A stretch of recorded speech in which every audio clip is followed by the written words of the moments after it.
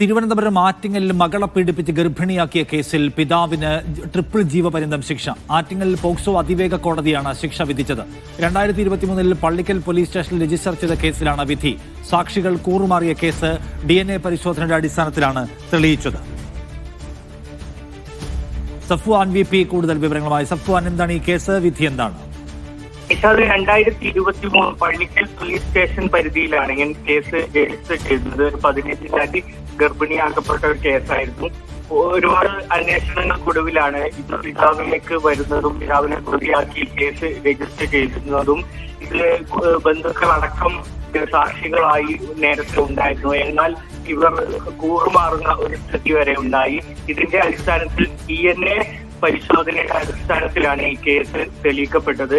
Judicial മജിസ്ട്രേറ്റിന് മുന്നിൽ രഹസ്യമൊഴിയായിട്ടായിരുന്നു ഈ പെൺകുട്ടി പിതാവിന്റെ പേര് പറയുന്നത്. ഈ ആറ്റിങ്ങൽ പോക്സോ അതിവേഗ കോടതിയാണ് ഇപ്പോൾ പിതാവിന് ട്രിപ്പിൾ ജീവപര്യന്തവും 8 ലക്ഷം രൂപ പിഴയും വിധിച്ചിരിക്കുന്നത്. DNA അടിസ്ഥാനത്തിൽ കേസ് തെളിയിക്കപ്പെടുന്ന കേരളത്തിലെ തന്നെ ആദ്യത്തെ കേസുകളിൽ ഒന്നാണിതെന്നാണ് അഭിഭാഷകരും പറയുന്നത്. നിഷ. ശരി.